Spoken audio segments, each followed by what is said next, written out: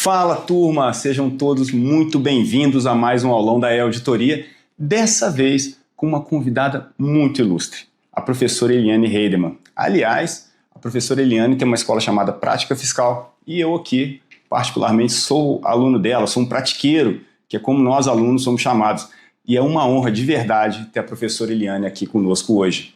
Agora, antes de qualquer coisa, eu quero que você entenda onde que a gente está nesse momento. A Emenda Constitucional 132 e a Lei Complementar 214 já mudaram o jogo.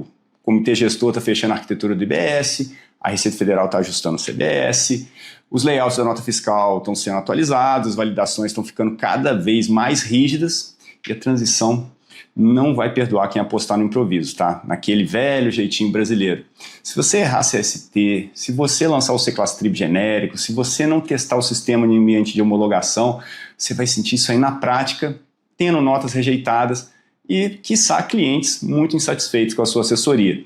E enquanto muita gente ainda está na fase de esperar para ver o que acontece, quem é mais esperto já começou a procurar os mestres que conseguem explicar e resolver toda essa situação, né?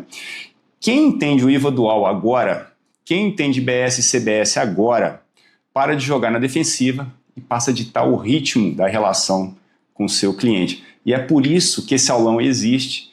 E é por isso que eu faço questão de estar aqui com vocês hoje.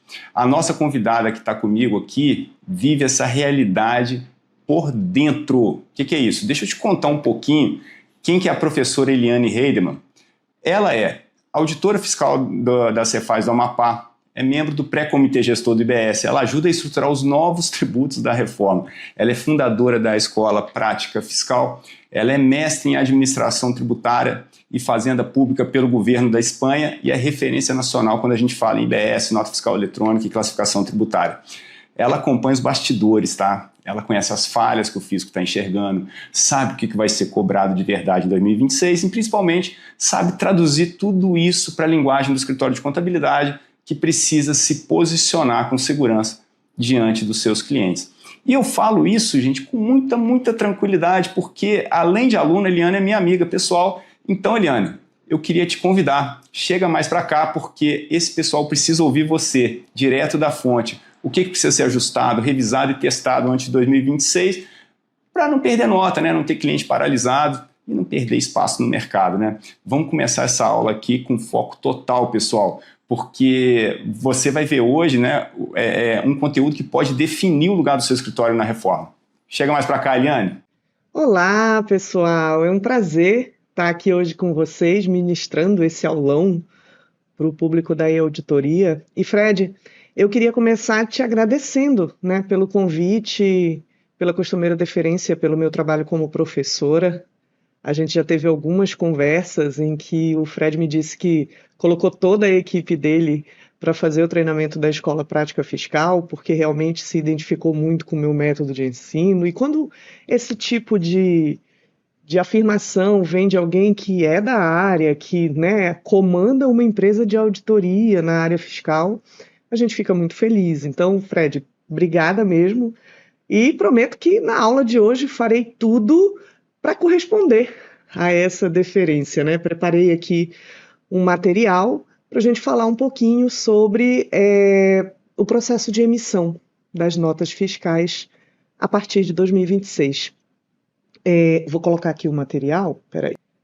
E aí, pessoal, o que eu queria dizer para vocês, assim, em primeiro lugar, é que eu sei que, sobretudo pelo fato de que nós estamos às portas de começar a emitir a nota fiscal, a ansiedade que a maioria das pessoas fica é por você dar uma listinha rápida do que precisa ser feito para que você emita a nota imediatamente.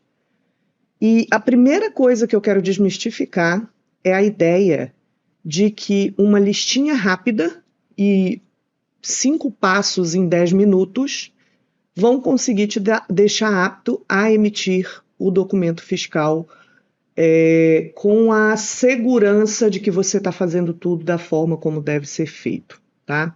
Eu sei que a ansiedade é dizer, olha, clica aqui, põe esse número aqui, tá aqui a tabelinha de códigos. Inclusive, eu sou uma professora que rechaça completamente essa questão de tabelinhas, né, CST versus CFOP lá no ICMS, e aqui não é muito diferente, e ao longo da aula vocês vão conseguir entender o porquê. Então, aí você pode dizer assim, Eliane, tá, se tu não vem com uma listinha mágica pra gente, né, já sair daqui sabendo absolutamente tudo o que fazer, o que é que tu viestes falar aqui pra gente? Gente, eu sou do norte, aí a gente fala tu, né? Tu vieste, tu foste. O que eu vim falar aqui para vocês foi todo um passo a passo do que você precisa se preocupar. E, obviamente, a gente vai adentrar em falar quais são os pontos de atenção, o que você tem que fazer, trazer um passo a passo. Mas esse passo a passo, ele vai demandar que você vá atrás de uma série de informações que eu vou deixar claro para você aqui quais são. Isso é o que vai te dar segurança no processo de emissão da nota. Então, quando o Fred traz esse aulão para vocês, para o público da e-auditoria, é porque ele sabe que o processo de emissão de documento fiscal é um processo muito crítico, muito delicado. Sempre foi, lá no cenário de ICMS, a preocupação com codificações, com preenchimento de campos, né? Para quem atua com auditoria, com conformidade, com compliance, a gente sempre soube a importância desses códigos. Só que no cenário de IBS e CBS, isso grita ainda mais para a segurança da operação das empresas. Porque o que está na nota fiscal alimenta diretamente uma apuração que agora não é mais feita pelo contribuinte. Uma apuração que agora é feita pelo governo a partir das informações que estão na nota fiscal. E por isso você precisa ter tanto cuidado com esse processo. E aí o que eu vou fazer ao longo dessa aula é chamar a atenção para os pontos mais importantes, para os quais você não pode descuidar, tá? Que você tem que providenciar, você tem que estar de olho, você tem que providenciar a preparação da tua equipe, da equipe que vai lidar com isso todos os dias, para você poder se preocupar, você, empresa, poder se preocupar com o seu processo de vendas, com o seu processo de aquisição de clientes, sem o risco de ser surpreendido com aquilo que eu falo que é uma cartinha de amor do fisco batendo na tua porta depois, ok? Bom, para quem não me conhece, pessoal, em primeiro lugar, eu sou Eliane Heidemann, eu sou fiscal da Receita na Secretaria de Fazenda do Estado do Amapá, tenho 14 anos de experiência atuando com malhas eletrônicas, atuando com cruzamento de dados fiscais e vou colocar um pouquinho dessa experiência, tanto atuando no processo de auditoria, como atuando como professora à disposição de vocês agora. Bom, pessoal, vamos lá? Vamos começar efetivamente com a nossa aula. Então, é óbvio, né? Isso já está todo mundo gritando. A primeira coisa que muda é o documento fiscal. Tem um monte de coisa que vocês precisam adaptar no processo de emissão dos documentos fiscais. E a gente vai falar sobre esse tipo de mudança. Vamos até mencionar em algum momento se é só isso que você precisa se preocupar ou não, ok? E aí a primeira coisa que eu quero te dizer é o seguinte, ó. O recolhimento, ele está dispensado em 2026. Mas não é uma regra aberta, tipo, ninguém precisa pagar e ninguém precisa se preocupar com isso.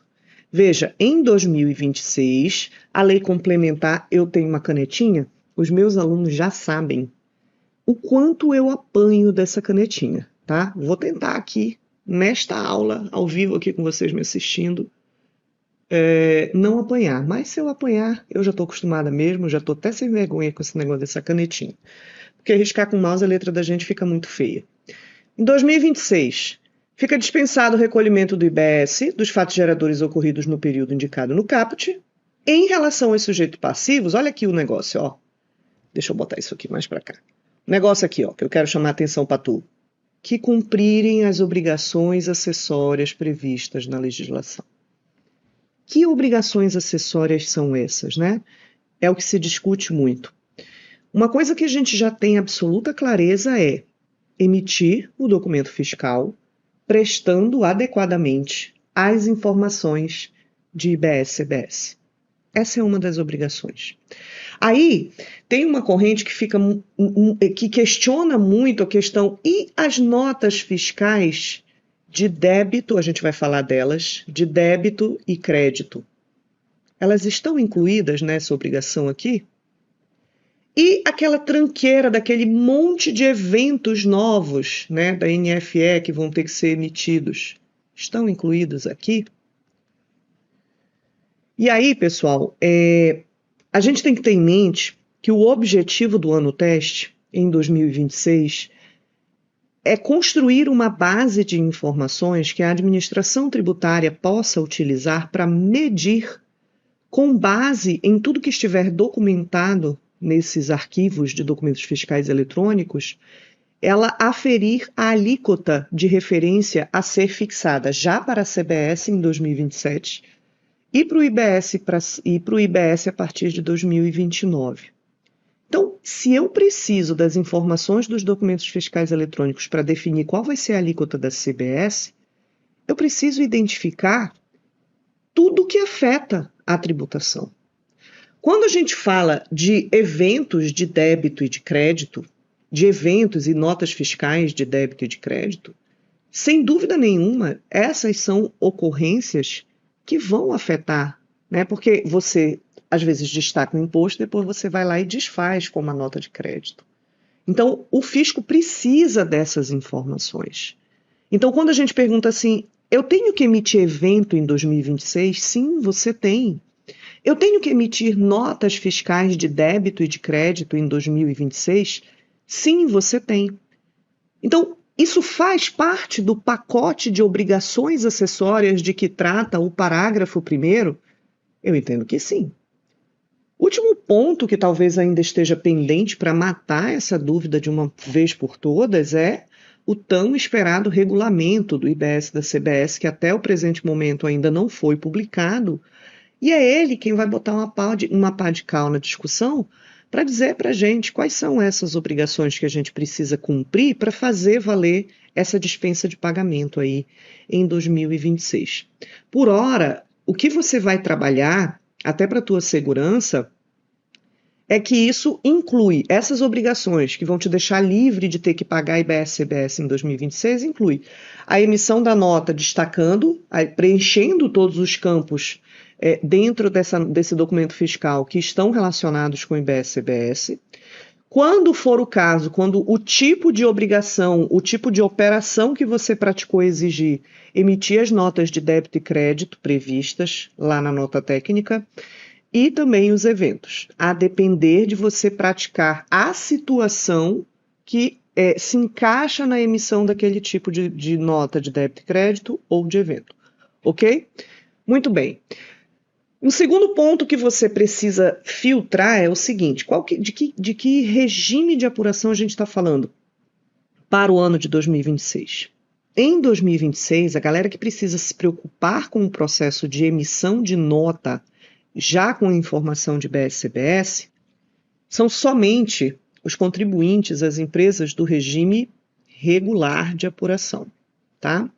A galera do Simples Nacional, ela entra depois, ela entra a partir de 2027.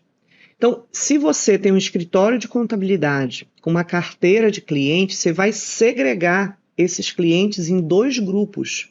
E por hora, o grupo com o qual você vai se preocupar de entrar em contato, de passar as orientações, né, de sugerir que eles verifiquem junto ao ERP deles que faz a autorização de nota se essa empresa já se adequou, né, é a galera que é do regime regular. Quem é que é regime regular para fins de IBS-CBS? É a galera que não é optante pelo Simples Nacional. É essa galera que não precisa ainda, ao emitir os documentos fiscais, DFE, olha a coordenação motora da pessoa, não destaca IBS e CBS, ok? Essa galera não precisa correr desesperadamente. É claro que tem que estar atenta, a gente está falando de daqui a um ano, né? Semana que vem já é 2026. Então, daqui a um ano, a galera já tem que estar emitindo, então não significa que você pode relaxar e esquecer o assunto.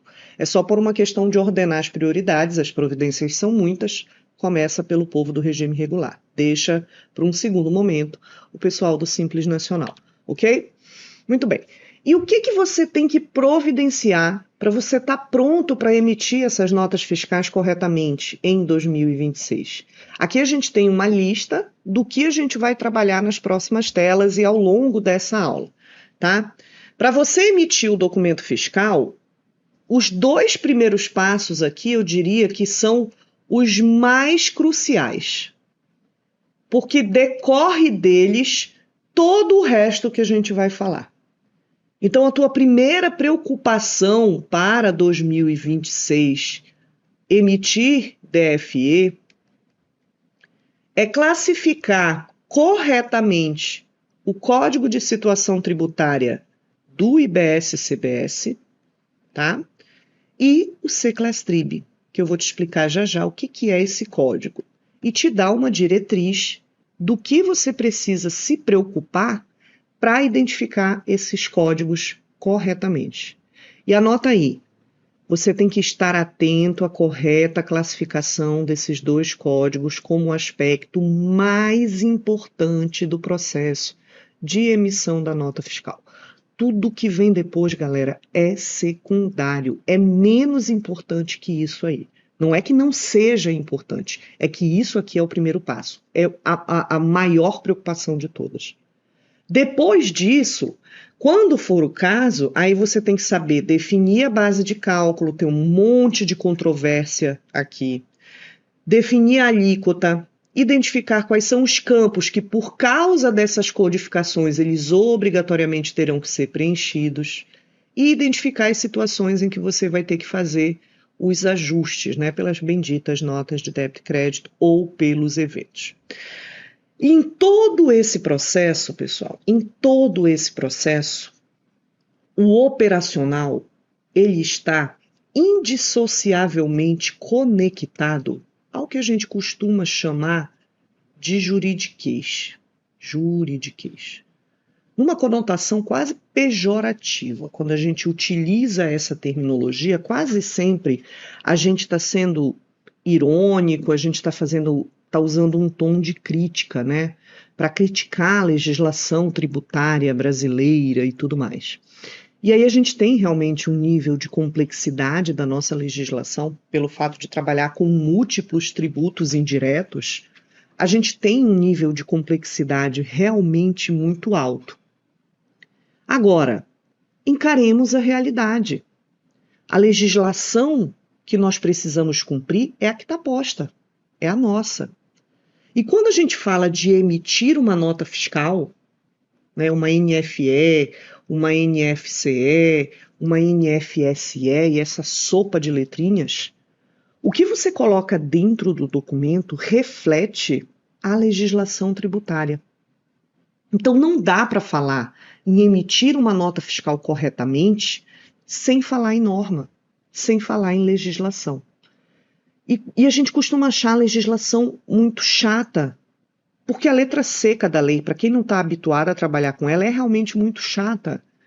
E eu posso dizer assim, o empresário ele deveria estar preocupado exclusivamente com vendas. Gente, o cenário de tributação é um cenário presente no mundo inteiro. Todos os governos do mundo inteiro, eles só existem por causa da tributação. É ela que financia os governos do mundo todo. É desejável que se busque a menor complexidade possível. Agora, IVA, lá na União Europeia, nos Estados Unidos, no Canadá, não é algo simples. Não é. Ouçam o que eu estou dizendo. IVA, eu conversava, Fred, com um auditor fiscal do governo da Espanha, eu fiz o meu mestrado por lá, e tive a felicidade esse ano de ministrar uma aula master na abertura da nova turma, né, desse mestrado. E esse colega auditor do governo da Espanha também estava dando uma aula lá. E a gente estava conversando na hora do almoço, ele disse assim, cara, uma coisa que eu vejo se bater muito na tecla é de dizer assim, a gente vai tornar simples a tributação no Brasil. E ele, lá da União Europeia, disse assim, IVA não é uma coisa simples. Então, quando a gente fala de simplificação, o que a gente vai trazer é uma simplificação em relação ao cenário atual. Nosso cenário atual é coisa de louco, é coisa de doido. Ter 27 legislações diferentes a serem atendidas por uma mesma empresa que está presente no país inteiro é uma coisa inimaginável, né? Tem um estudo que, eu não me recordo agora quem foi que fez o estudo, que no Brasil se gasta 1.958 horas por ano só para cumprir as obrigações tributárias, dado o nível de complexidade. Isso vai ser resolvido com a reforma, porque a gente passa a ter uma única legislação. Isso não significa que a gente vai transformar a tributação numa coisa simplória, que é o que está no imaginário da maioria das pessoas, e talvez de alguns de vocês aqui, por isso eu estou batendo nessa tecla para tentar desmistificar isso. Isso não significa que simplificar vai ser, eu vendi esta capinha de telefone aqui, deixa eu pegar a capinha, eu vendi essa capinha de telefone aqui, eu vendi por 100, agora eu aplico X em cima dela e acabou. Nunca vai ser assim. Por que que não? Porque as próprias empresas pleiteiam no Congresso Nacional puxadinhos. Ó, para o setor tal, ele é muito importante, vamos dar um tratamento diferente? O outro setor tal, ele também é muito importante. Vamos dar um tratamento diferente? E aí você vai colocando, enxertando uma série de exceções. E para essas exceções, a sociedade brasileira aplaude. Não estou entrando no mérito. Há aquelas que são realmente muito salutares, porque o objetivo da tributação ele vai além do arrecadar. O arrecadar pode ser o primeiro da fila, mas existem vários outros, né? Então, há situações em que realmente esse tratamento diferente é desejável, mas eles se multiplicam à medida em que o setor privado pede esses tratamentos diferentes. E aí vai começando a nascer a exceção. Olha, base vezes a alíquota é tanto para pagar, mas depende. Quem é que está vendendo? Quem é que está comprando? Qual que é o produto? Né? Em que época do ano ele está sendo vendido? Né? Já estava vigendo a regra A ou era a regra B? E aí você começa a ter que entender tudo isso. Porque se você não entende tudo isso, você não consegue refletir isso nas codificações de CST, de C-Class-Trib, na alíquota que você destaca, na informação que você coloca dentro do documento fiscal. Então não tem atalho. Para você emitir o documento fiscal corretamente, você precisa entender a legislação. Agora, se isso é uma coisa muito enfadonha para você, e mesmo o empresário ele precisa ter uma noção geral, porque ele precisa saber se a pessoa que ele contratou para cuidar de todos os detalhes realmente sabe o que está fazendo, ele precisa ser capaz de avaliar isso.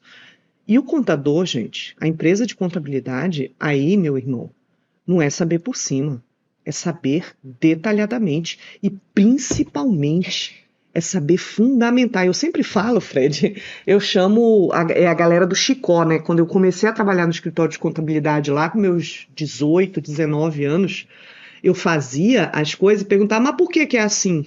Não, é assim. Mas por quê? Não, porque é assim, desde que eu cheguei a gente faz assim, né? Ou sempre foi assim. Tu pergunta pro Chicó, né? Por quê? Não sei, só sei que foi assim. É o que a maioria, é o que a gente vê, a grande massa de profissionais que atuam nos setores fiscais fazer. Não ser capaz de fundamentar o motivo de estar fazendo daquele jeito. Porque é o que ele realmente não conhece. Não conhece a legislação, enfim. Então aqui a gente vai passar por esses aspectos e eu vou mencionando para você a importância de você conectar esse processo de emitir nota com o processo de entender legislação. Não tem como desassociar as duas coisas, ok?